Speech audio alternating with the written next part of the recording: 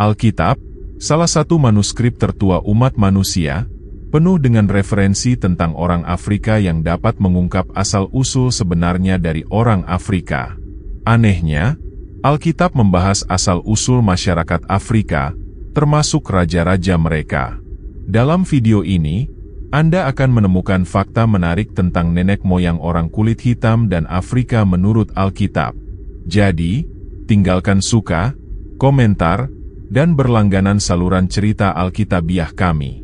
Kita dapat dengan aman mengatakan bahwa ada karakter berkulit hitam di dalam Alkitab. Namun, Alkitab tidak secara spesifik mengidentifikasi orang berkulit hitam. Warna kulit seseorang jarang disebutkan dalam Alkitab, karena warna kulit tidak ada hubungannya dengan pesan mendasar Alkitab. Bersama Tuhan tidak ada keberpihakan, warna kulit tidak menjadi masalah di hadapan Tuhan, kita semua setara. Mari kita lihat dari mana asal orang berkulit gelap menurut Alkitab. Mari kita mulai dari Kisah Para Rasul, bab 17, ayat 26, yang berbunyi, "Dengan satu orang ia menjadikan semua bangsa berdiam di seluruh muka bumi." Dengan ayat ini kita memahami bahwa semua orang di dunia ini mempunyai keturunan yang sama. Oleh karena itu kita semua membentuk satu keluarga dan tidak boleh membeda-bedakan siapapun karena warna kulitnya. Kini sejarah umat manusia dimulai di Taman Eden, tempat tinggal orang tua kita, Adam dan Hawa. Setelah tidak menaati Tuhan, mereka diusir dari Taman Eden. Anak-anak Adam dan Hawa mulai menghuni bumi dan, kira-kira setelah lebih dari 1000 tahun, mereka mencapai air bah, yang mana seluruh umat manusia mati, kecuali Nuh dan keluarganya, yang diselamatkan oleh Tuhan. Setelah banjir, keluarga Nuh mempunyai tanggung jawab untuk mengisi kembali bumi. Keluarga ini terdiri dari Nuh, istrinya dan ketiga putranya, Sem, Ham dan Yafet, serta istri mereka masing-masing. Untuk mengetahui dari mana asal orang berkulit gelap, kita kembali ke Kejadian bab 10. Dalam bab ini, kita menemukan silsilah keluarga-keluarga yang menjadi asal-usul bangsa-bangsa keturunan dunia ketiga putra Nuh, Sem, Ham dan Yafet.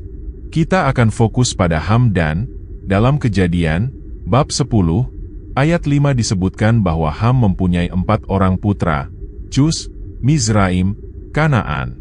Dari keturunan Ham ini, kita akan fokus pada Cus. Kisah Alkitabiah memberitahu kita bahwa Cus, seorang tokoh terkemuka, menjadi ayah dari 6 putra, Seba, Avila, Sabta, Raama dan Sabteca. Lebih lanjut, Cus juga dikenal sebagai ayah dari Nimrod, pemimpin besar pertama di bumi. Dalam kitab Kejadian pasal 10 ayat 32 diceritakan bahwa Kus dan keturunannya termasuk di antara bangsa-bangsa yang tersebar di muka bumi setelah air bah.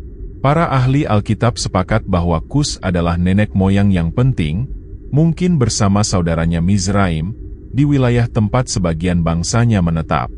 Hal ini membantah orang-orang yang secara keliru mencoba menerapkan kutukan yang tidak diberikan Tuhan kepada keturunan Ham. Penting untuk dicatat bahwa tidak ada keturunan kulit hitam Ham yang disebutkan. Nimrod, keturunan Cus, adalah seorang pria berkulit hitam yang sangat kuat, dikenal di mana-mana karena kepiawaiannya. Banyak patung dan ukiran telah ditemukan yang mewakili dirinya, berusia ratusan tahun, dan semuanya menegaskan ciri-ciri gelapnya. Namun, ketika masyarakat tersebar di Menara Babel, sebagian besar keturunan Ham rupanya bermigrasi ke selatan. Tidak diketahui secara pasti apakah mereka tiba di Afrika dengan melintasi semenanjung Arab dan kemudian Selat Babel, atau apakah mereka awalnya menetap di Afrika dan kemudian pindah ke Arab. Para ahli berpendapat bahwa Kus dan keturunannya pada waktu itu tinggal di Nubia, di selatan Mesir dan di Arabia Selatan dan Barat, tanah orang Skit, biasa disebut Ethiopia. Dalam Bilangan, pasal 12, kita melihat bahwa Miriam dan Harun berbicara menentang Musa karena istrinya, karena dia adalah orang Skit. Para ahli Alkitab mengatakan bahwa istri Musa berkulit gelap, jadi Miriam dan Harun bersungut-sungut menentangnya. Dalam Yeremia pasal 13 ayat 23 diceritakan orang Ethiopia mengganti kulitnya dan macan tutul mengganti belangnya. agar kamu pun dapat berbuat baik dengan terbiasa berbuat jahat. Dalam ayat ini, Allah menyatakan bahwa umat manusia sudah begitu keras hati dalam kejahatannya sehingga tidak ada lagi harapan untuk bertobat. Kemudian Nabi menggunakan perbandingan, bolehkah orang Ethiopia mengganti kulitnya? Dalam versi lain, dia berkata, akankah orang kulit hitam mengganti kulitnya dan macan tutul mengubah bintiknya? Dari ayat-ayat tersebut kita dapat melihat bahwa Cuse adalah nenek moyang utama orang kulit hitam di dunia. Dalam perjanjian lama, orang kulit hitam disebut orang Kus atau anak-anak Kus. Wilayahnya terletak di selatan Mesir dan kira-kira sama dengan Sudan saat ini. Tanah ini telah menerima banyak nama. Teks-teks Mesir menyebutnya dengan istilah umum Cus, sedangkan sejarawan Yunani dan Romawi menyebutnya Ethiopia, menyatakan bahwa nama tersebut berasal dari fakta bahwa penduduknya memiliki wajah yang terbakar sinar matahari. Alasan mengapa orang berkulit gelap secara historis berasal dari tanah Kus, yang kemudian dikenal dengan nama Nubia. Nubia, secara historis, selalu menjaga hubungan politik dan militer dengan Mesir, seringkali bertindak sebagai sekutunya. Pada 747 SM, bangsa Skit menaklukkan Mesir dan mendirikan dinasti baru yang terdiri dari Fir'aun berkulit hitam. Para Fir'aun ini memerintah selama sekitar 1 abad. Dinasti gelap ini memainkan peran penting dalam memungkinkan Mesir akhirnya mengalami masa kejayaannya yang terakhir. Dinasti Fir'aun kulit hitam dikalahkan oleh Kekaisaran Assyria. Oleh karena itu, para Fir'aun kulit hitam kembali ke tanah air mereka di Nubia, yang sekarang menjadi Sudan, dan terus memerintah kerajaan Cus, yang berlangsung selama 100 tahun. Fakta yang aneh adalah Alkitab menyebutkan nama Tarcus, Fir'aun kulit hitam terakhir.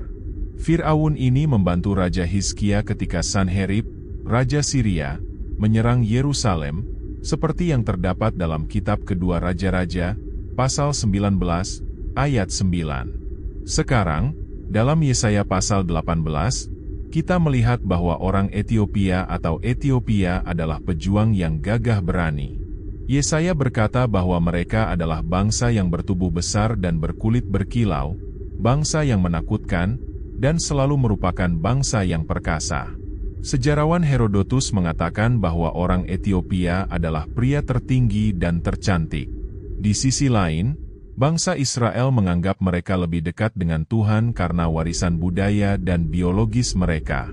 Oleh karena itu, Nabi Amos mengingatkan mereka bahwa mereka tidak mempunyai hak istimewa di hadapan Yehuwa dan setara dengan orang Ethiopia.